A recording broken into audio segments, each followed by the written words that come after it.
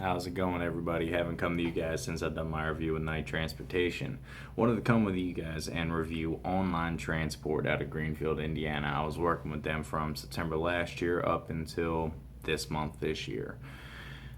Things were going well. Started out with the company great. Some of the things about the company that I really liked was orientation, normal orientation, 3 days paid.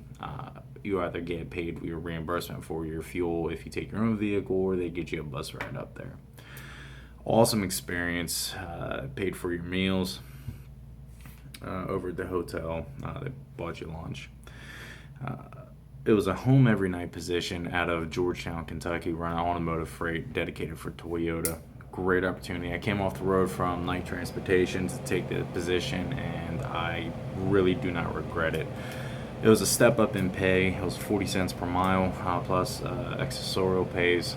So if you have multi-stops, stuff like that, if you broke down over so many hours, if it was due to maintenance issues, truck issues, stuff like that, wasn't your fault, then they would sort of throw money your way and sort of help you out that way. But some of the other good things I really liked about them was they were very extremely flexible. If you had something come up, you had a doctor's appointment, you had an emergency pop up in the family, something, one of the kids had to stay home from school, got sick. As long as you gave them a heads up, 6 hours notice, something like that, they were able to get your run covered. And the terminal manager, assistant terminal manager there were very workable. Highly, it's a great foot in the door. Company if you're looking for a local job, but the only issue I really had broke down to the maintenance and the upkeep of their equipment and some of the backdoor ways that their dispatch would handle some situations with their maintenance and their trailers. Touch on that here in a second. Try and think of some of the other good things about the company, because I really, it was a really good experience.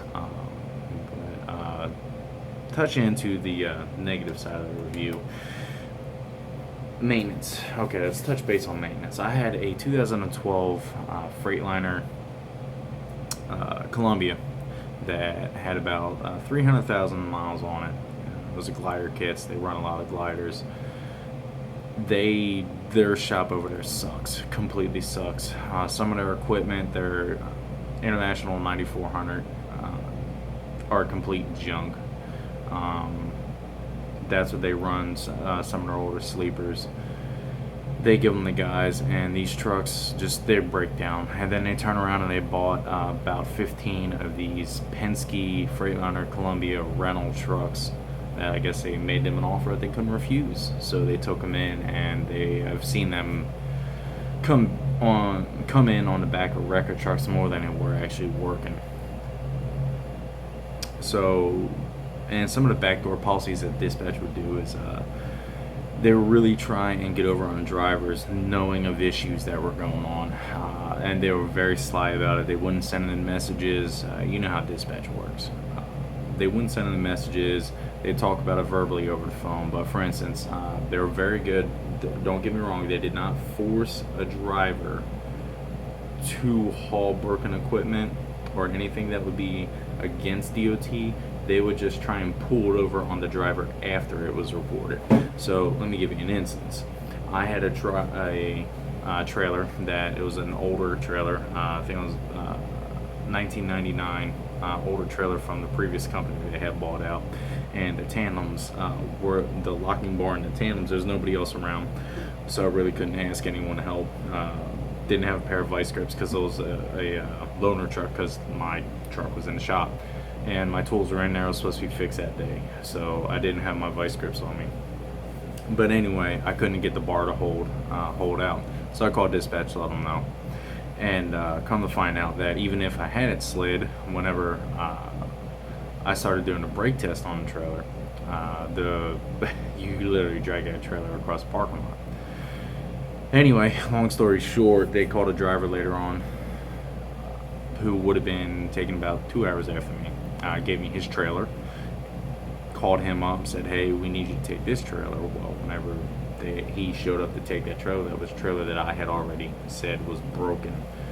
They didn't fix it. All they did was they turned it off to him, basically let him do his thing. If he didn't report it was broke, they was hauling it down the road. And some of these drivers been with the company, they don't want to rustle any feathers, but I'm sorry, that's my license, and you're not going to, cause me to lose my license or worse, hurt somebody else out there.